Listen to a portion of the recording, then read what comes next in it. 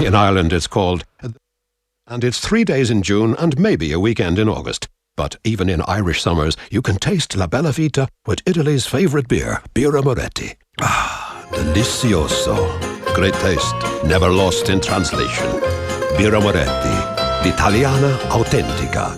That means authentically Italian. Always drink responsabile. Visit drinkaware.ie.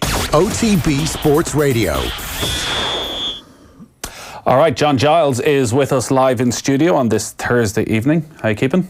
Good, Nathan. So week one of the Premier League season done and dusted. I know you're not a huge fan of previewing games. You like to have a little bit of meat to get stuck into and review and look back. Yeah. And there's plenty to talk about from week one and from the Super Cup final as well. We've got a good body of evidence of Liverpool then from the Community Shield, the victory over Norwich, the Super Cup win on penalties last night. So all in all, a good start to the season for Liverpool. But the big talking point probably the fact that they've given up a lot of chances in all three games, and a lot of the analysis around that seems to be this high line, a very, very high defensive line that they're playing. Have you seen a change in how Liverpool are defending this season? Definitely, Nathan. They weren't doing it last year at all.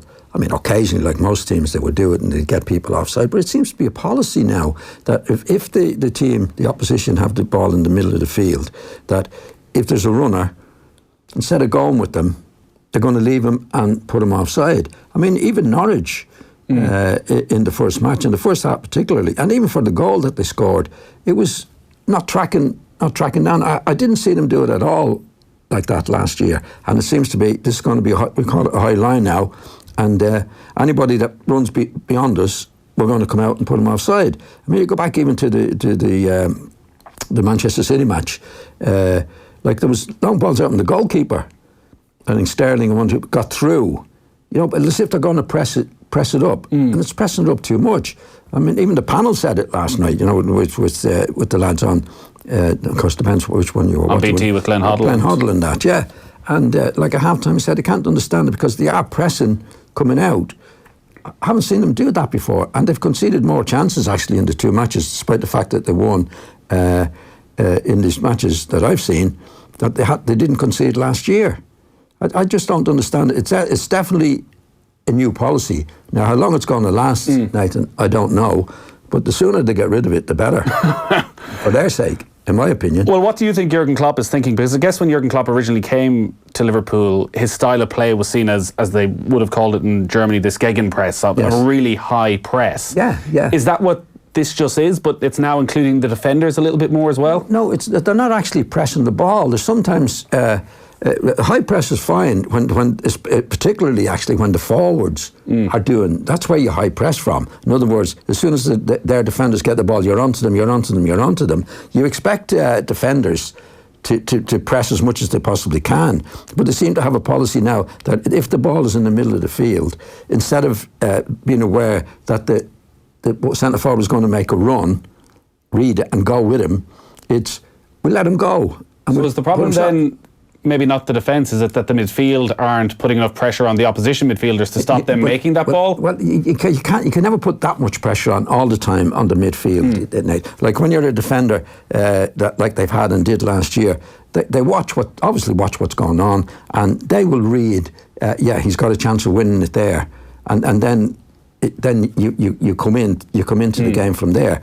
But you don't. What they're doing now is that, and the midfield players and forwards can't always put the opposition under pressure. They can't always do it. But what's happening now, when they're not under pressure, that the next thing for the defenders is to push out.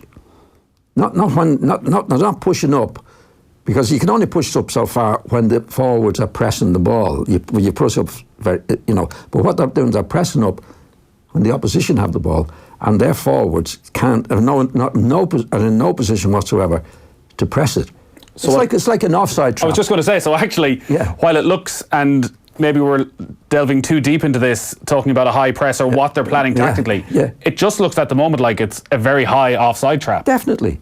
It's been, like I watched it against Manchester City first of all, then I watched it against Norwich, and I thought, no, they can't be doing this. This is disastrous. I think it's disastrous anyway. But they've done it in the three matches. They did it again last night. I mean, even the goal that Giroud scored. There was 4 red shirts in the penalty box, actually, and Van Dijk was the nearest to him. So when he was on the right side of the box, and then he very cleverly, Giroud, kept onside and moved over to the left. But nobody followed him. And I saw Van Dijk looking around to see who had played him onside, actually, from that position. You know, all they had to do was the right back actually being in a cover position and Van Dijk tracking him. There was 4 red shirts in the penalty box. There was only Giroud in the penalty box, but it was as if they were ready to put their hands up to play him offside. I think it's a very, very dangerous game. And what I'm surprising, they didn't do that last season at all. But in the 3 matches that I've seen now, they did do it. They did against Manchester City, who got through, even from the goalkeeper in the first match at Wembley. Definitely against Norwich, could have scored 2 goals in the first half, and did actually score a goal where the fella came off Van Dijk and was through on the goal.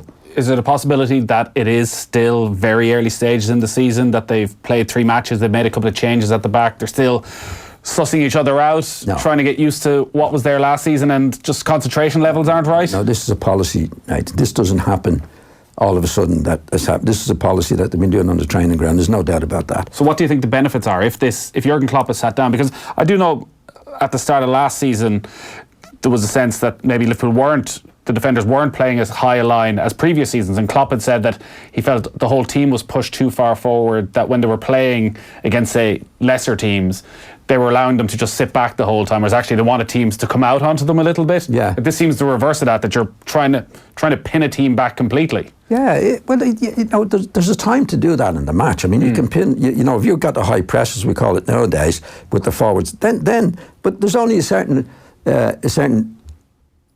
distance. And then, like years ago, I was told, Jimmy Murphy, old Manchester, in an ideal team, there should never be more than half the pitch between your back man and your front man. Now, that's a general policy. Do you know what I mean, Nathan? There's times that you can push it up a little bit further when you're putting somebody else there. But what I'm saying is, when they have control of the ball, the opposition have control of the ball in the middle of the field, instead of Liverpool, to try and simplify as much as can, go with the runners.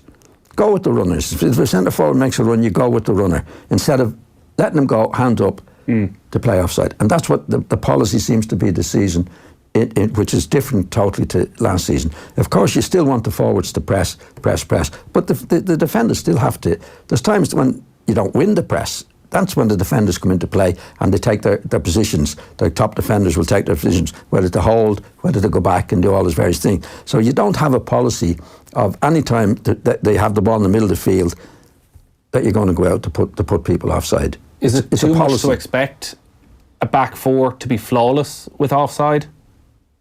To not make a mistake? Because last night watching it, there were many occasions where Chelsea were offside, and particularly with VAR, you're going to get more and more offside decisions. Yes. But there were also 1 or 2 occasions where Gomez or Robertson switched off for half a second and they were slightly behind and there was a player played onside. Yeah, that's what I'm saying. It's a policy. Playing offside, if somebody's taking advantage of you, making stupid runs, then you've got to do that. But they're pursuing a policy, in my opinion, Liverpool, that they didn't do at all last year. This is an offside trap.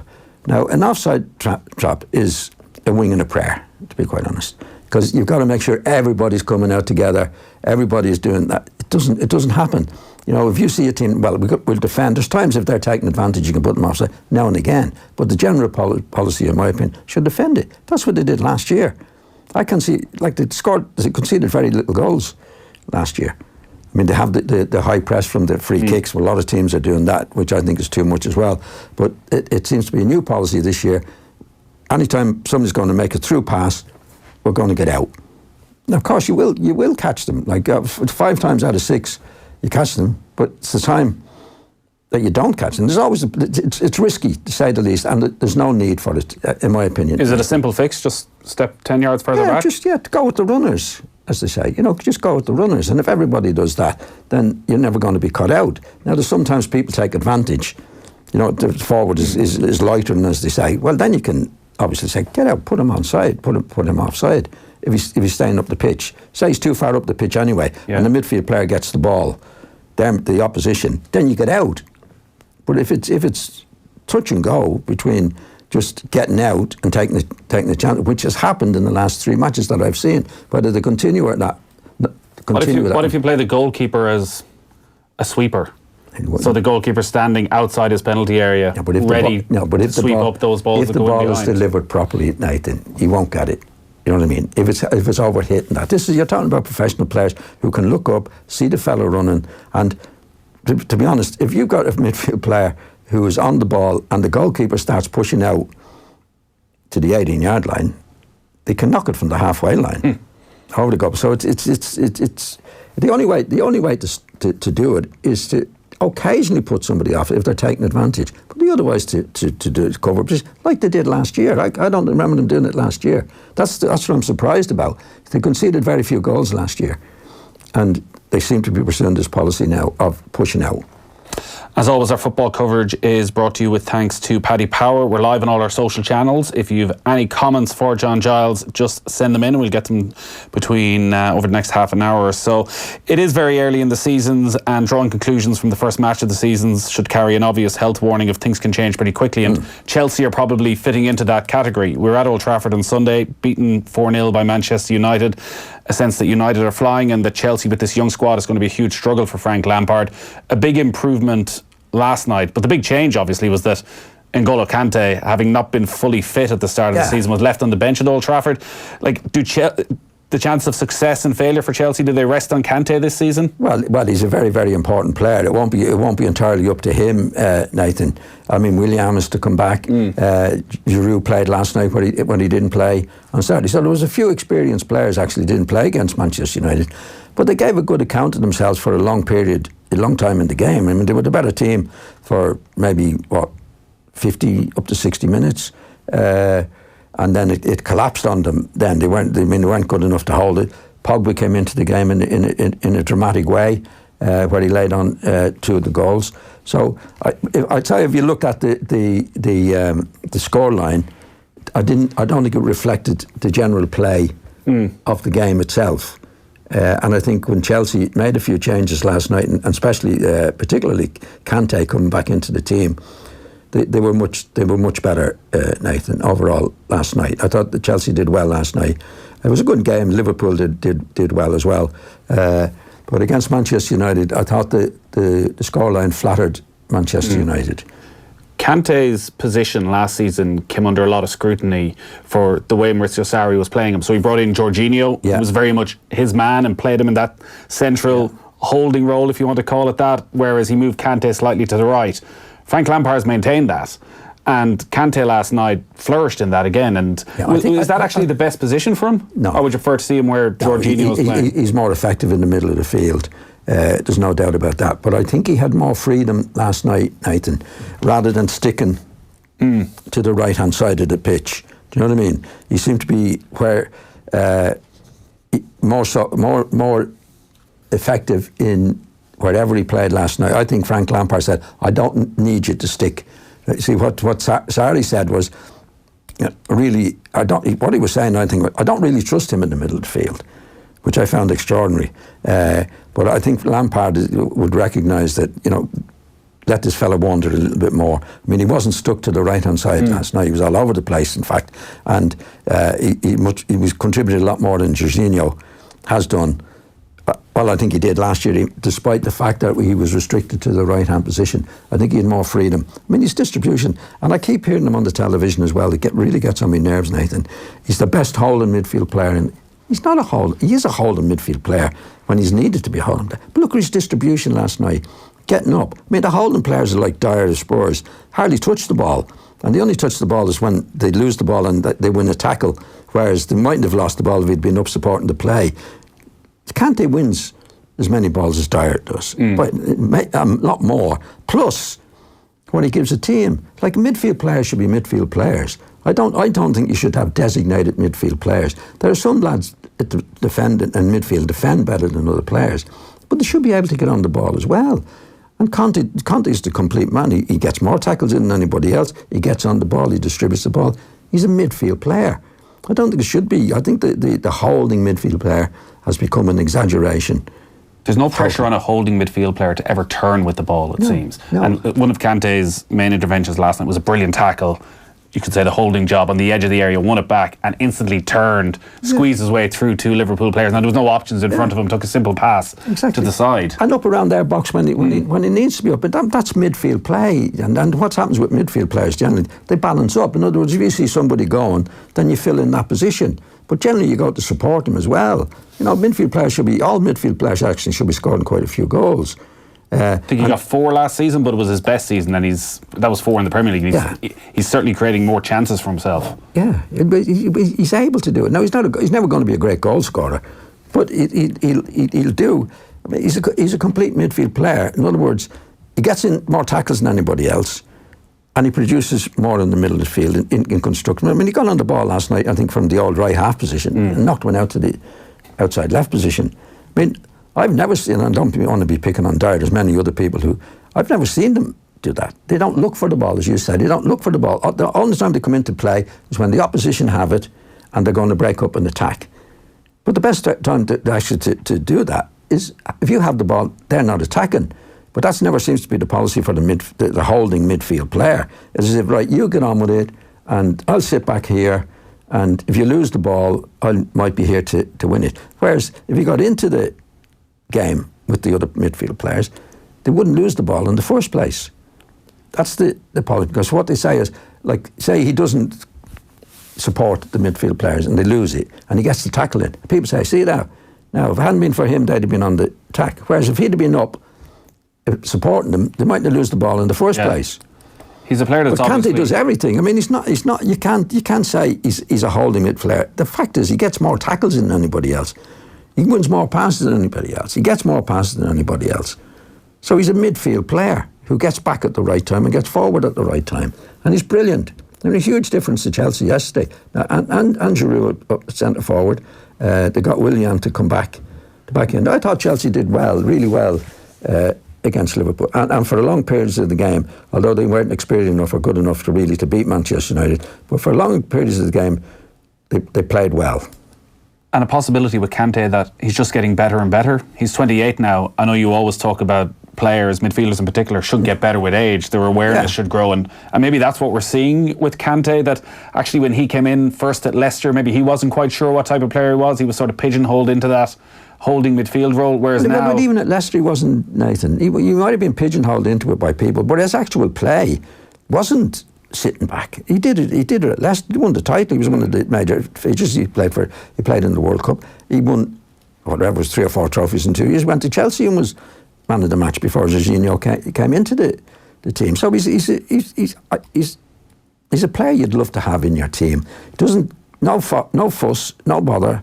Does what the manager asks of him all the time, and gives of his best all the time. And of his best, with the ability that he has, is really, really top class. Is he the best midfielder in the Premier League? He has to be.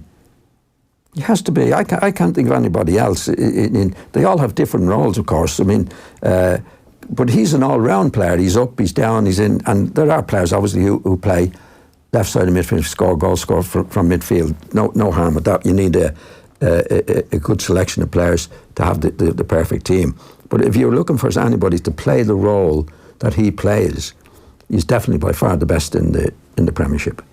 What did you make of Manchester United midfield on Sunday? Well, I think they're going to struggle there. Like Pogba did what he's capable of doing on 2 occasions, but actually up to making the first goal, he wasn't in the game at all. You see, if you go back to Mourinho's assessment on when he was coming, he's the complete midfield player. Well, he's not the complete midfield player, and he never will be the complete midfield player. But he's very talented and can do certain things. There's no doubt about that.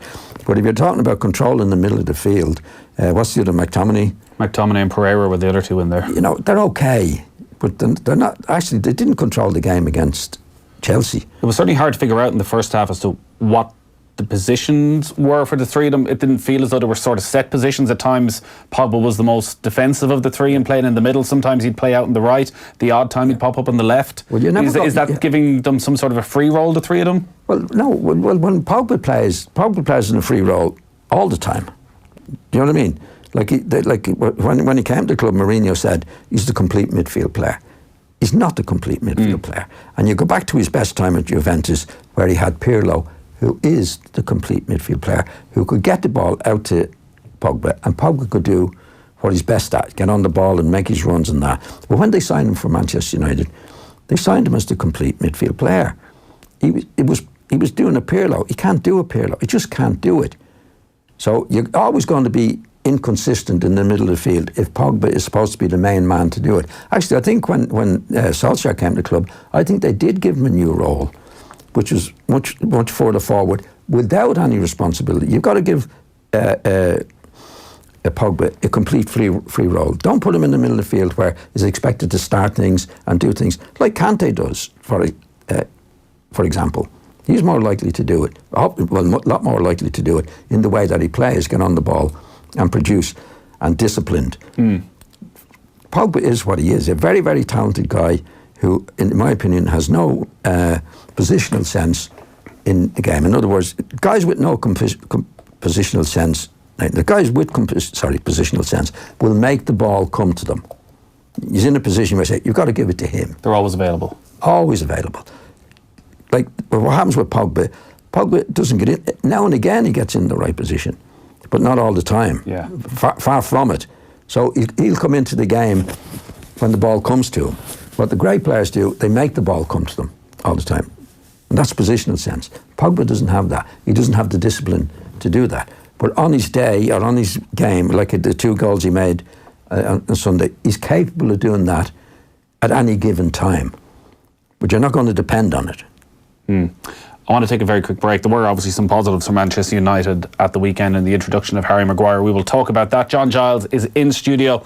We're on OTB Sports Radio. You can get in touch on all our social channels. We'll take a very quick break.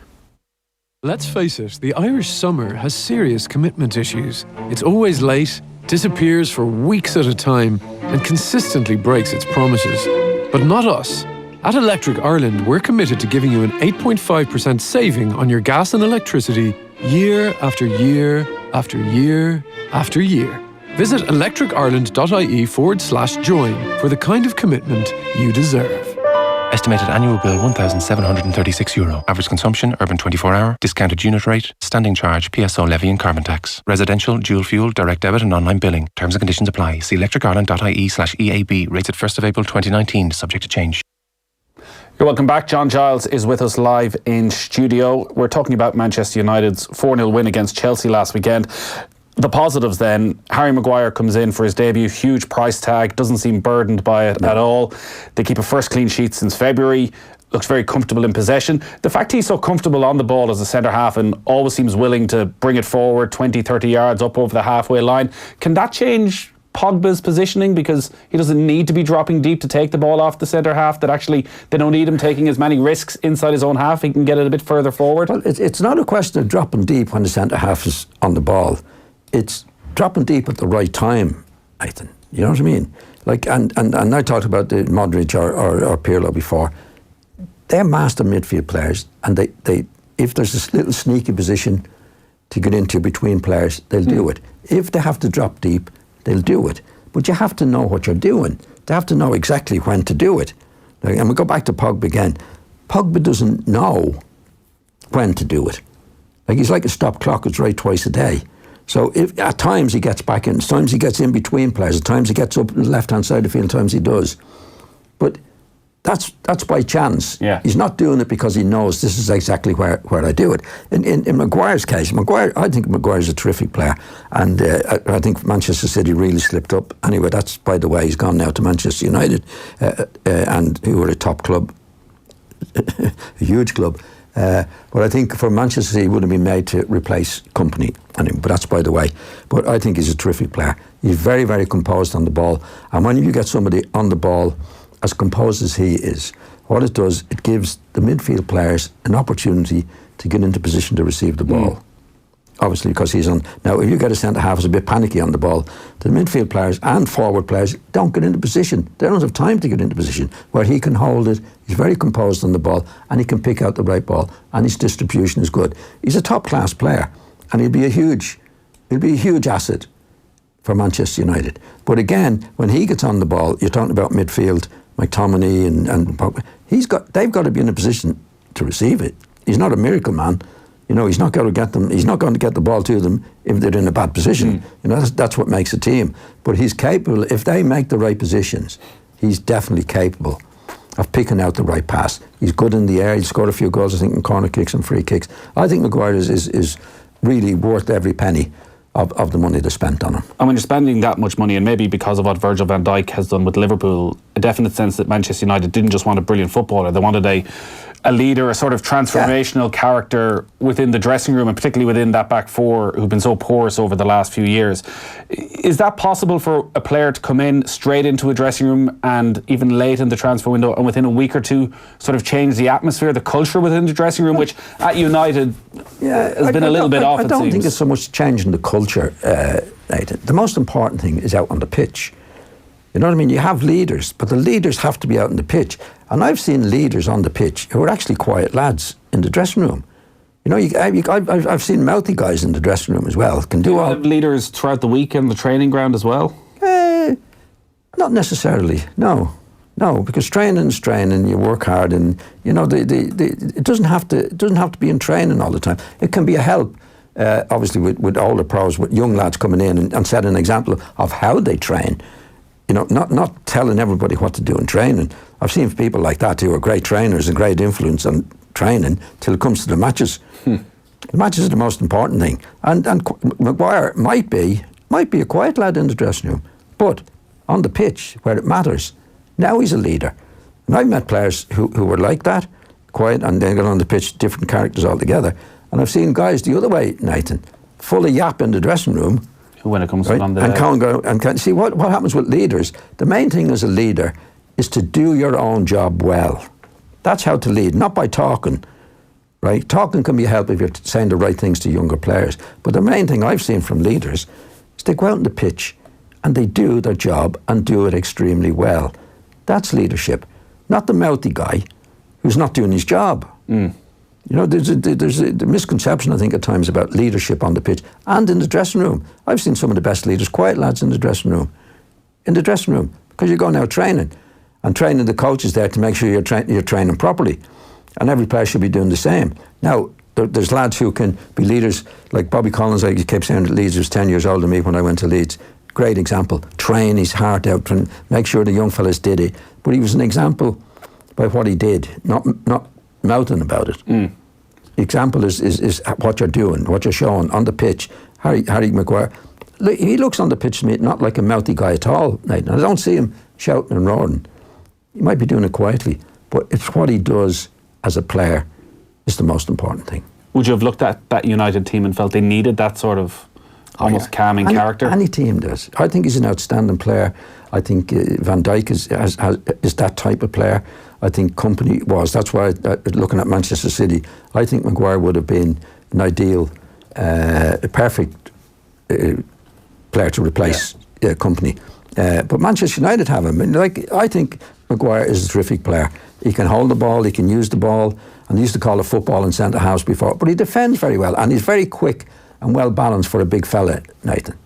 He's got all the assets that's needed to play in the game, and he seems to be a good lad as well. He doesn't seem to be. See him interviewed after the match. Actually, I think he's finding it hard work. So what? On the pitch is where it matters. Doing your job. I've heard about inspiring captains. Inspiring captains, to me, were always guys who were the outstanding player, mostly the outstanding player, or did a big job in what needed to be done on the pitch. At the other end, Marcus Rashford got a couple of goals. With Lukaku gone, there's going to be pressure on him this season and an expectation that he'll need to get towards 20 goals, double what he's previously got in his best Premier League season. He's still only 21. Do you look at him right now and think he's in that position where he could score 20 goals in a season? Well, he's got to do it, Nathan. He hasn't done it so far. I think he has the ability to do it. Has he got the confidence to do it? Only time will tell. He has to have the will. He has to have the confidence. To be fair to him, he's been messed about a little bit, I think, when Mourinho was there, because he criticised him. He's only a young fella. He played him on the left side. He played him on the right side. I think down the middle is his best position, and he will be judged in that position. But it's up to him now to prove that. There's only way he can prove it. That's on the pitch itself, Nathan. We don't know what type of lad he is. Does he really want to do it? Does he look like he has the technical ability in front of goal? Yeah, definitely. I think he's pacey. I think he's good shot. I think he's got all the assets to be a top class player. Now, has he got the mentality to do it? He's like the top man for Manchester United now, which is a huge responsibility. I've seen players before not being able to live up to that expectation or the responsibility of being in that position. So we'll have to wait and see. We don't know. I don't know what sort of character he is. Like, he looks a nice lad. He seems to be a relatively quiet lad, but that's not what you want on the pitch. Quiet lads have done it. Loudmouth lads have done it as well. What's he going to do? He's got the opportunity to do it now, and despite the fact, was he 21? Yeah. There's been plenty of lads at 21 who've done it, Nathan. And I'm talking about the great lads. I mean, you got to Pelé done it in the World Cup when he was 17. 21 in football is not that young, really. Well, particularly nowadays, it feels as though players are peaking a little bit earlier. Back over the years, Nathan, and you see lads who've gone into the team at 21, and the guys who are really made of the right stuff can do it at 21. Raheem Sterling maybe falls into that category. He was doing it at a very young age at Liverpool, but he feels in the last 6 months he's gone to a whole other level at Manchester City, and started with a hat-trick last weekend, and people are talking about him at another level now. Can he get to 30 goals a season in the position he's playing? From what you saw of him end of last season, and particularly last weekend, what's the big difference in Raheem Sterling? Is it just confidence that's been put into him by Pep Guardiola? Well, you should learn as you get older, the experience. Like they say in football, like there's some lads, play for 1 year and they get 10 years experience, and there's other lads play for 10 years and they still only got 1 year experience. It depends on the individual, but like the great players in the past, when they got to 20, 21, they were outstanding, but got better. Like, if you're a really top class, you should get better, Nathan, because every match you play in, you should learn something. Right? You should learn something from every match you play in, because nobody has it perfect at any stage in their career. But if you get to 21, 22, 23, 24, they usually say 25, 26, 77 is the peak years, because they have the experience, loads of games behind them, and the more you play, the more you learn. Or you should. The great players, in my opinion, have done that. That's where they get better and better as they go along. Sterling was very young when he got into the Liverpool team. He's that bit older now. And also, I think he's a lot more likely to score goals playing from the central position. Like when you're playing on the left wing or right wing, which he's played, and he scored his fair share of goals because City are a good team and he can rate them, you're dependent on other people to get the ball to you. When you play in what we was playing, like the centre forward, central position, you can move, you've more rights or more freedom to move to different positions to get the ball. You're not restricted. Say you're on the left wing, you're restricted there because you have to wait for people to get the ball out to you. When you're playing in the central position, you can go and do something about it yourself, and it's much more difficult to be marked. Like when you're a left winger, that's where you are. People know where you're going to be, and they can sometimes mark you out of the game. But if you're in the central position, it's much more difficult to be picked up. And I think that's where I think he'd prefer to play there than anywhere else to score the goals. He played there, he started there, didn't he, in the Community Shield. Yeah, and particularly the way Guardiola, I guess, plays as wingers usually as well. It's right out on that touchline. Oh yeah, they keeps the two of them wide, and they're more likely to create goals for them. But they've got a fullback who knows where he is. He's always going to be out, and like as you say with Guardiola, he wants them to stay wide, either right or left. So the fullback knows if he's playing on the left wing, that's where he is. Whereas if you put him in the centre position, it's very difficult to know who's going to mark him, and it gives you more freedom to go and score goals, in my opinion, although he has scored a lot of goals from the wing position. He does seem to have that striker's instinct now as well, that it doesn't need to be the perfect finish with him. He knows the ball just needs to end up in the net. Like Harry Kane, he'll bobble them in one way, whatever way possible. Yeah, I'd prefer to see him more clinical, to be quite honest. Although he's scoring the goals, Nathan, there's sometimes like the one in the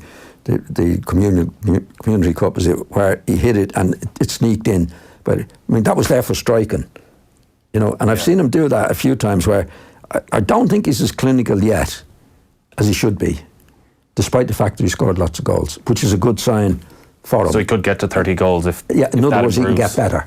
Get better. Just before we wrap up, I do want to touch on Tottenham, who started with that 3-1 win against Aston Villa, and the transfer window obviously isn't done around the rest of Europe, and Christian Eriksen was a player who started on the bench. A lot of speculation he'd go to Real Madrid, came off the bench for Tottenham, 1-0 down, inspires them to a 3-1 victory, and this feels like it's going to be a pivotal moment maybe in Tottenham's season? Because if Eriksen stays, maybe they have enough quality to go challenge for a title. If he goes, what does it mean for their hopes this season? What does it mean for Maurizio Pochettino?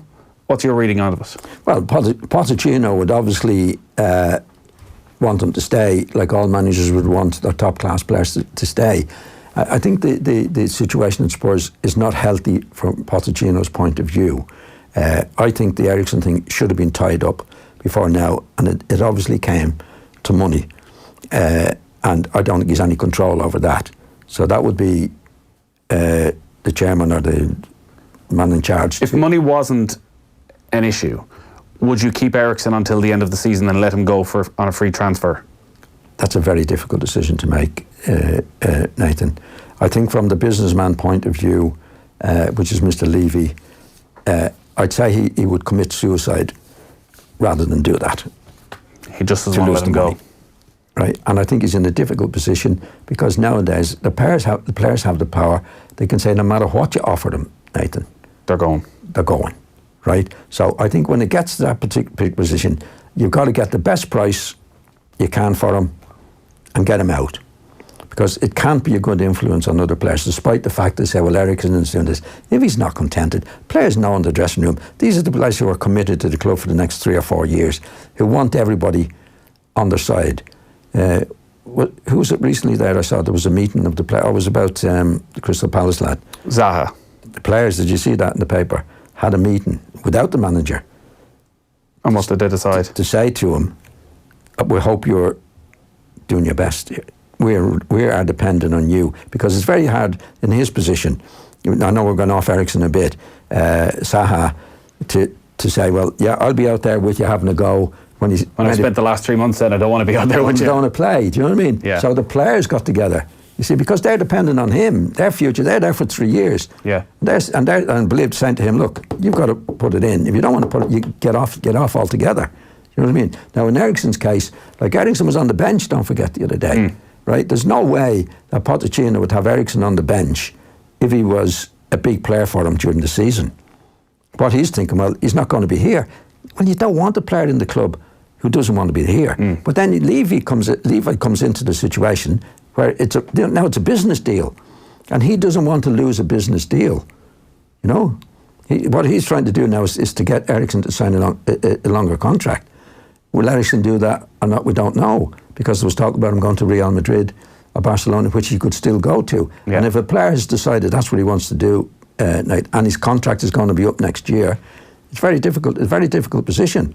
So Pochettino's in a delicate position, and as he said in the papers a few weeks ago, which is even more important and for Spurs, I don't want to be named as the manager anymore. I want to be named as the coach. Now, that he was telling everybody, and we might have spoken about this before, I'm not in charge of the transfer situation, and I'm not going to be blamed for players who other people bring in, because the manager gets the blame all the time. If there's loads of clubs now where the director of football bring in the players, the manager doesn't do well, it's the manager that gets sacked. You know?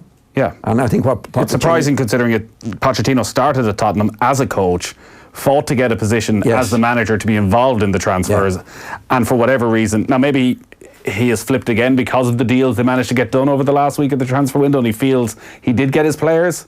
Well, he didn't. Well, he protested again. See, what's happened over the last few years, in my opinion, in Spurs, I think when Harry Redknapp was there, Harry Redknapp came in a very bad position, and he did a really good job with him. But when he got him in a good position, Levy came in, influenced again. I think it's been the very same with Pochettino. I think there was a meeting with Pochettino 2 or 3 years ago where he committed to Pochettino and said, okay, we'll do what you want to do. And it's worked very, very well. And I think Pochettino was really, really disappointed in the situation now, because there was another 2 people along with Levy sitting at the table talking about who they were going to bring in. Now, I think Pochettino didn't want these guys there. He wanted to deal, and I would have expected the chairman to say, okay, what do you want to do next? Well, one of them is a guy who brought in Luka Modric and Luis Suarez to Liverpool, so maybe he can turn around, and Daniel Levy can turn around and say, actually, he's got some good people in the room. Yeah, okay. Pochettino should listen to. What's he been doing for the last 5 years then? Well, no, I mean, and even the stop clock was right twice a day. If he's bringing the players in, Nathan, like, okay, well, if that's, see what I find, but he's to be the director, one of the directors of football, and in my opinion, bringing the right players into the club, I think I said before, is 90% of the job, right? Now, if these guys are good at spotting the play, they should be managers. They should be managers, right?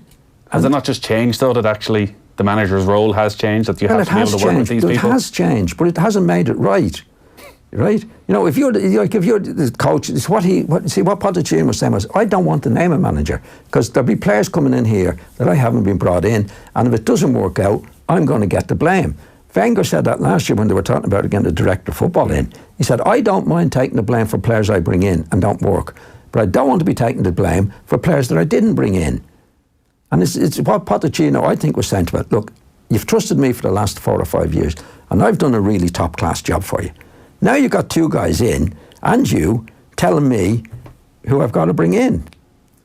Yeah, it'll be interesting. And what he's saying, to if that's the case, then I'm going to be the coach, because you're bringing in players that I don't agree with, and I'll coach them. That's what I am. But don't name me as the manager.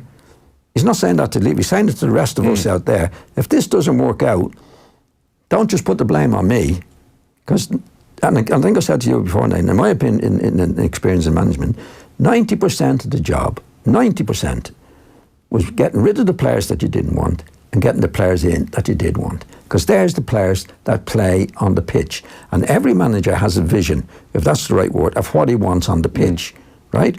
And everybody's different. I've been close to players where we didn't, fellow players, that we didn't agree on. He's a good player. No, I don't think he's so good. So when you're a manager, you're on your own in that way. So you get the players in you want, right? It's 90% of the job. Now, if you get a director of football and Levy saying, no, we want him, and want him, that's 90% of the job gone. Right? That's why Pochettino, again, go back to Pochettino and said, I'm not the manager anymore. I'll be the coach here. And what he was saying was, because I'm not bringing the players in, and I don't want to take the blame for players that I haven't brought in, because they're the ones out in the pitch. We'll see what happens on Saturday. They've got a huge game against Manchester City. I dare say we'll be talking a lot more about Tottenham next weekend and that game in particular. John, great stuff as always. We'll talk to you next Thursday. Thanks, Nathan. This is OTB Sports Radio.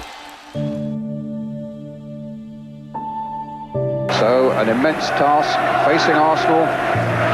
They've not won at Anfield since the season 74-75.